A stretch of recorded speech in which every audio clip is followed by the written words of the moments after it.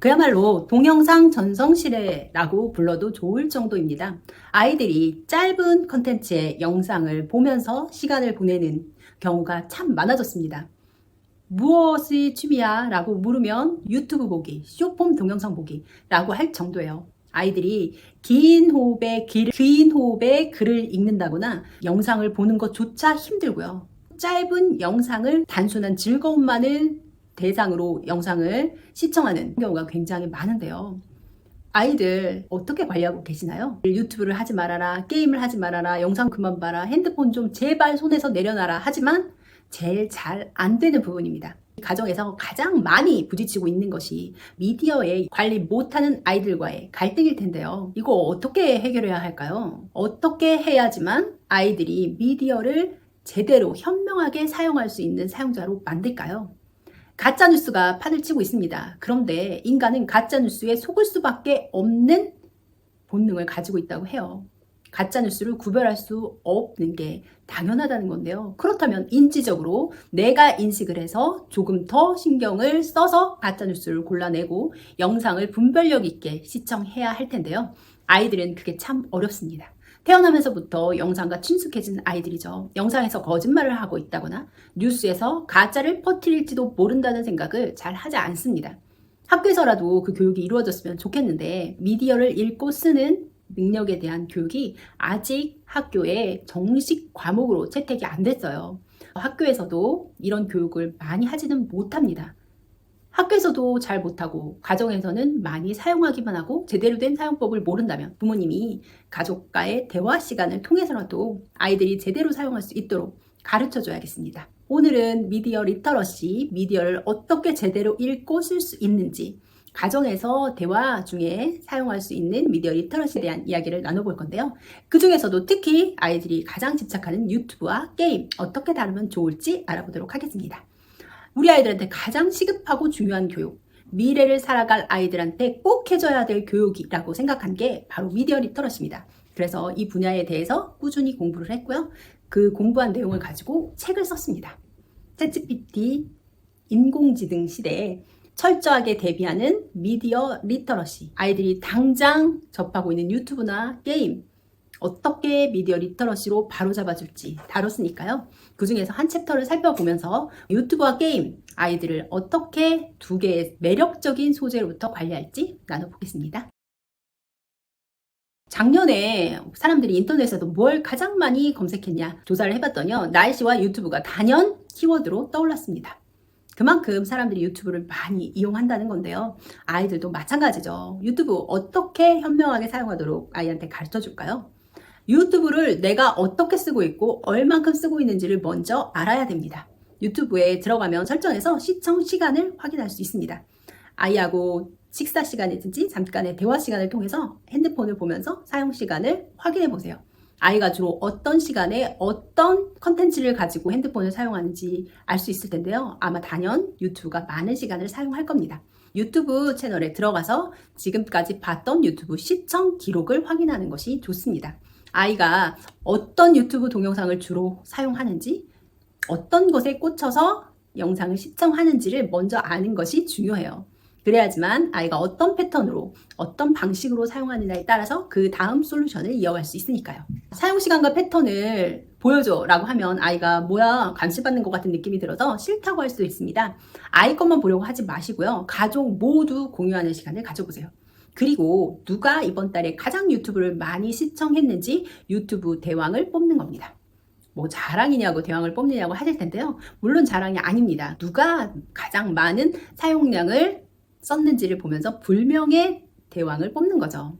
이번 달에는 아빠가 가장 사용량이 많았다 하면 아빠가 좀 찔리겠죠. 다음 달에는 좀 덜 쓰려고 노력을 할 겁니다. 이런 식으로 아이의 사용량만 감시하는 그런 대화는 하시면 안 됩니다.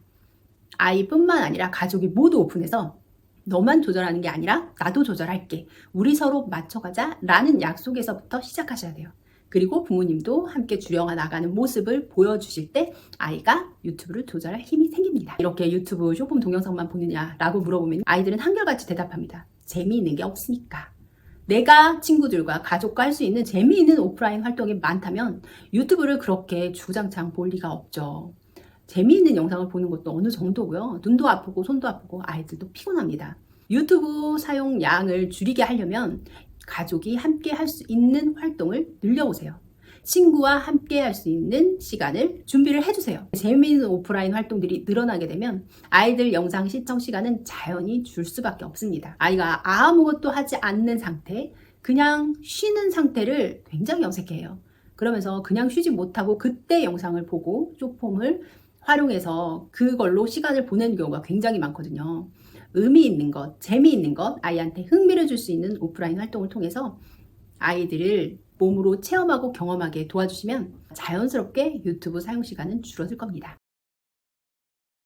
게임도 마찬가지입니다. 유튜브와 양대산맥을 이룰 정도로 게임에 몰두하고 집착하는 친구들이 정말 많죠.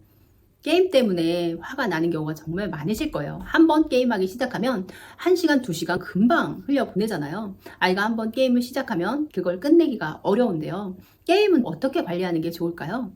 게임을 관리하겠다라는 생각을 하시면서 가장 부모님이 먼저 생각하셔야 될 게 게임이 문제야 라는 생각을 지우는 겁니다. 게임 물론 안 좋은 게임도 많습니다.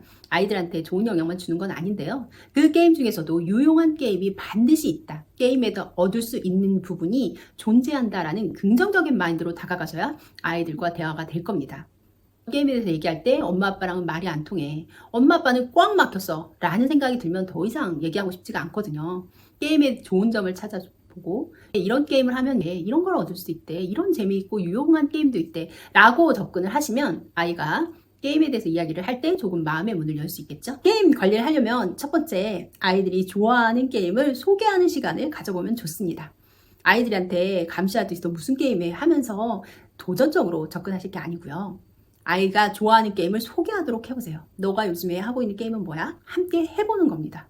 이렇게 하는 거구나. 게임을 실제로 해보시면 느끼겠지만 쉽지 않습니다. 아이가 그 레벨까지 가는데 시간도 많이 들이지만 노력도 많이 했다는 게 느껴지실 거예요. 이렇게까지 해내다니 진짜 뭔가 하긴 하는구나. 아이가 노력해서 일어난 결과예요. 게임의 레벨 또한 그거 거저 얻는 게 아니거든요. 그런 부분을 인정해 주시면서 아이가 어떤 분야의 게임을 좋아하고 게임을 통해서 어떤 즐거움을 얻는지 알아보시면 좋습니다. 그것이 아이와 대화에 물꼬를 틀 수 있는 첫 번째 방법이죠. 아이를 게임의 사용자뿐만 아니라 게임을 만들 수 있는 생산자로서의 역할을 부여해 주시면 더 게임을 즐겁게 활용할 수 있습니다. 너가 이런 게임을 즐기고 있는데 만약에 너가 게임을 만든다면 어떤 게임을 만들겠니? 라고 물어보시는 겁니다. 아이가 게임을 하면서 불편했던 게 있을 거예요. 나는 게임을 하면서 이런 거 전환하는 이 버튼이 너무 불편했어. 이걸 개선했으면 좋겠어. 라는 부분을 먼저 찾아내게 하세요. 이 게임에서는 어떤 부분이 부족했고 불편했다. 게임을 내가 만든다면 어떤 분야에 어떻게 하는 게임을 만들면 재밌을 것 같다라는 얘기를 무궁무진하게 나눠보는 겁니다. 이야기를 하다 보면 아이도 생각하지 못했던 새로운 아이디어가 떠오를 거예요. 거기서부터 네가 만약에 게임의 생산자라면 어떤 방식으로 어떤 게임을 만들지 계획을 해보는 겁니다. 그 과정에서 아이가 게임에 대해서 조금 더 깊이 있게 이해하게 됩니다. 게임을 보는 제3자의 관점을 갖게 되면서 객관적으로 게임을 판단할 수 있게 됩니다. 게임에 단순히 몰두해서 그 게임만 보고 달려들 때와는 다른 시선을 갖게 되죠. 게임에 대해서 객관적인 시선을 유지할 수 있게 되고요. 게임이 이런저런 문제가 있구나. 이렇게 하는 게임은 좀 위험하구나 라는 것을 직접 생각하게 됩니다. 아이가 그런 부분을 생각하는 것과 아무 생각 없이 게임을 이용만 하는 것과는 전혀 시선이 달라집니다. 아이와 함께 즐겁게 너가 게임을 만든다면? 이라는 대화를 나눠보세요. 그건 아니지. 그거 이상해. 공부를 그렇게 한번 해보지 그랬어. 이런 말들은 절대 하시면 안 됩니다. 그랬구나. 정말 재밌겠다. 그래서 어떻게 됐어? 그런 부분이 있었어. 라고 감탄해 주시고 공감해 주시면서 아이 이야기를 들어주세요. 아이가 부모와 그렇게 공감하면서 게임 이야기를 할 수 있다는 것 자체를 굉장히 신기하게 생각할 거고요. 그 과정에서 아이가 새로운 아이디어도 얻고 창의성도 얻죠. 게다가 게임을 바라보는 시선까지 조금 떨어져서 객관적으로 볼 수 있게 되니까요. 게임하면서 이런저런 문제는 있었구나 라는 것을 스스로 깨닫게 될 겁니다. 아이가 스스로 깨달아야지만 조절할 수 있습니다. 부모가 잔소리한다고 해서 절대 억지로 고쳐지지 않거든요. 아이가 스스로 접근해서 고칠 수 있는 기회를 만들어주시면 어떨까 싶네요. 오늘은 아이들한테 가장 중요한 친구로 등장한 미디어, 어떻게 다루면 좋을지, 그 중에서도 유튜브와 게임에 대한 이야기를 나눠봤습니다. 가장 중요한 것이 부모님이 대화를 통해서 은연중에 대화를 하면서 아이가 느낄 수 있게끔 그런 기회를 마련해 주시는 거예요. 이 책에 그런 노하우들과 활동이 많이 나와 있거든요. 제가 정성껏 담았으니까요. 하나하나 보시면서 아이한테 문제가 될 수 있는 부분은 없는지, 아이한테 필요한 부분을 어떻게 대화하면 좋을지, 가정에서 대화 활동을 통해서 미디어 리터러시를 가르쳐주면 좋을 것 같습니다. 미래에 가장 필요하고 중요한 능력인 미디어 리터러시 교육 어떻게 할지 오늘 함께 나눠봤습니다. 아이들과 함께 대화하면서 미디어를 잘 다룰 수 있는 아이들로 키울 수 있었으면 좋겠습니다. 중학탐구 생활입니다.